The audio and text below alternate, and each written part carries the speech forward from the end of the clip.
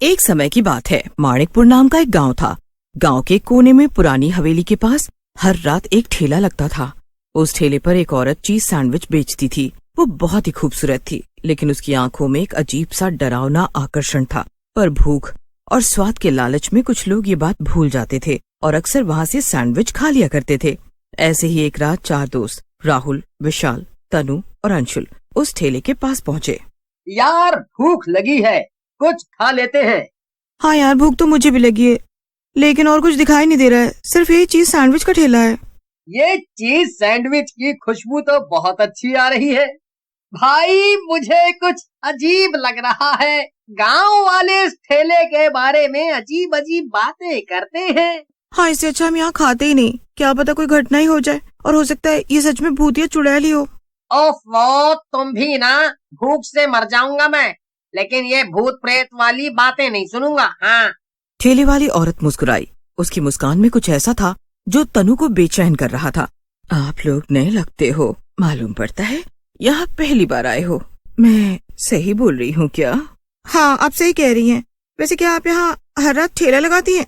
हाँ, जब से मुझे यहाँ का स्वाद मिला है मैं रोज आती हूँ। अच्छा, चलो यार, अब ऑर्डर भी कर दो, भूख लग रही है यार। चारों ने चीज सैंडविच ऑर्डर किए। औरत ने बड़े ध्यान से उनके लिए सैंडविच बनाए और परोस दिए। पर जैसे ही तनु ने पहला निवाला मुंह में डाला, उसे लगा कि चीज सैंडविच में कोई अजीब स्वाद है। उसके गले में अजीब सी जलन होने लगी। उफ, इसमें तो कुछ गड़बड़ है। ठेले वाली औरत ने अपनी बड़ी बड़ी आंखों से तनु को देखा। तनु, अब तुम मुझे डरा रही हो। इसमें डरने की क्या बात है? शायद तुम्हें आदत नहीं है। धीरे धीरे तुम्हें ये स्वाद पसंद आने लगेगा, तब जलन महसूस नहीं होगी। अगली सुबह जब तनु उठी तो उसे बहुत कमजोरी महसूस हुई। उसे लगा जैसे उसका शरीर बहुत हल्का हो गया है। उसने अपने दोस्तों को फोन किया, लेकिन किसी का भी फोन नहीं लग रहा था। वो डर गई और विशाल के घर पहुंची। वहाँ उसकी माँ रो रही थी। आंटी, विशाल कहाँ है? वो मैं उसको सुबह से फोन कर रही हूँ, लेकिन लग नहीं रहा। बेटी, विशाल कल रात से घर नहीं आया है मेरा बेटा। पुलिस भी कुछ नहीं कर रही। तनु को पता चला कि राहुल और अंशुल भी नहीं मिल रहे। वो भागती हुई पुलिस स्टेशन पहुंची। इंस्पेक्टर साहब, मेरे दोस्त गायब हो गए, कुछ करिए, हम लोग बहुत परेशान हैं। तुम्हारे दोस्त कब गायब हुए, और तुम्हें क्यों लगता है कि वो गायब हो गए हैं? कल रात से वो घर नहीं आए हैं। मैंने सबको बहुत कॉल किया, लेकिन किसी का फोन नहीं लग रहा है। सबके घर भी गई तो कुछ पता नहीं चल पाया वहाँ भी। रात को कहाँ थे तुम लोग? क्या तुम भी उनके साथ में थी? हाँ, हमें भूख लगी थी, तभी हमें एक ठेला दिखाई दिया जिसमें एक औरत चीज सैंडविच बेच रही थी। हमने उस चीज सैंडविच वाले से सैंडविच खा लिया था।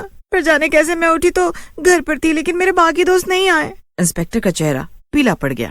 तुम जानती हो तुम कितनी बड़ी गलती कर चुकी हो।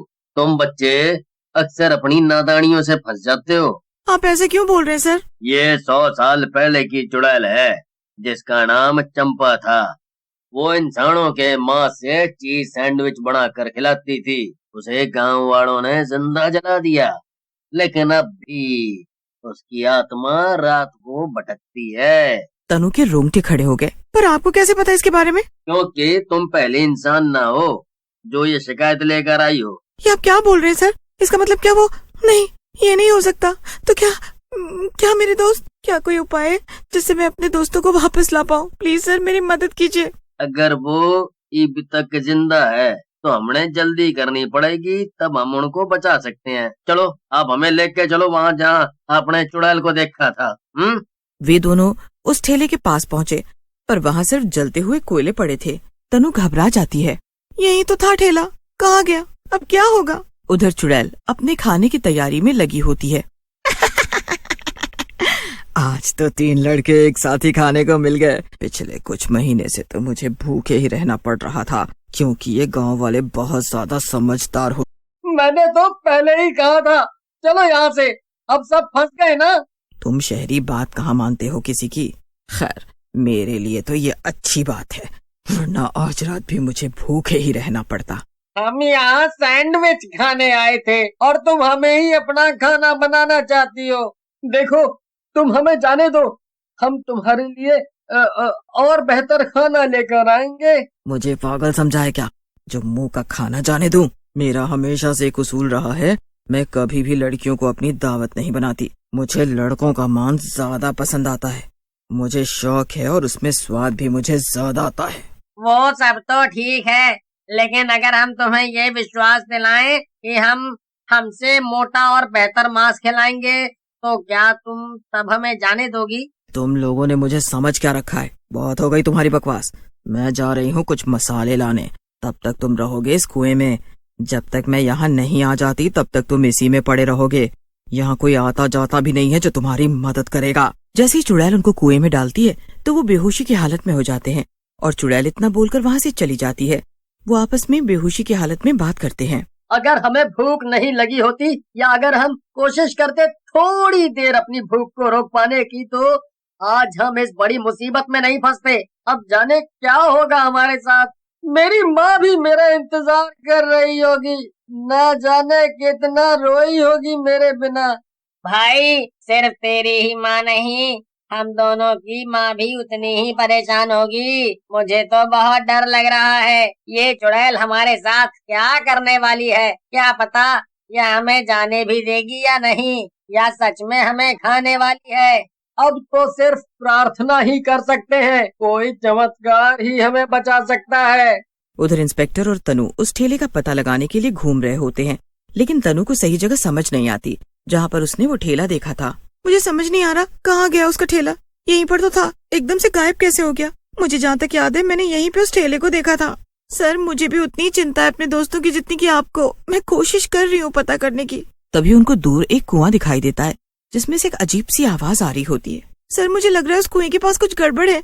चलिए ना वहाँ देख आते हैं, क्या पता मेरे दोस्तों के बारे में कुछ पता चल सके। तनु और इंस्पेक्टर जल्दी से कुएं की तरफ बढ़ते हैं। शाम भी हो चली थी।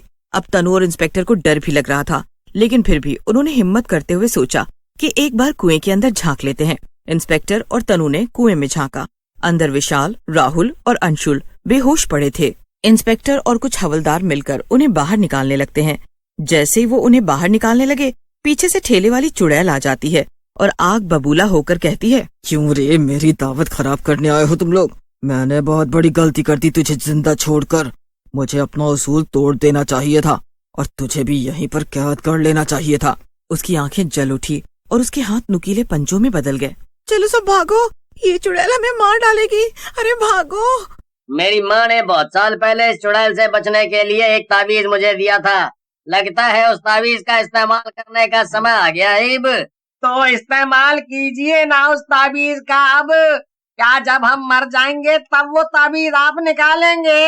हाँ सर, जल्दी से निकालिए। तभी इंस्पेक्टर ने एक पवित्र ताबीज निकाला। इब तेरा अंत होगा। और वो चुड़ैल की तरफ फेंकता है। जैसे ही ताबीज चुड़ैल के ऊपर जाकर गिरता है, एक अजीब सी चिंगारी निकलती है। उसके बाद चुड़ैल चीखती है और उसकी चमड़ी जलने लगती है। वो धुएं में बदल जाती है। आपका बहुत बहुत धन्यवाद सर। आप नहीं होते तो मैं बच नहीं पाती और न ही मेरे दोस्त। आपने अपनी जान पर खेलकर हम सबकी जान बचाई है। मैं आपका एहसान कभी नहीं भूलूंगी और ये पूरा गांव भी नहीं भूलेगा। आपने इस पूरे गांव को उस चुड़ैल से आजादी दिलवाई है। आपका बहुत शुक्रिया सर।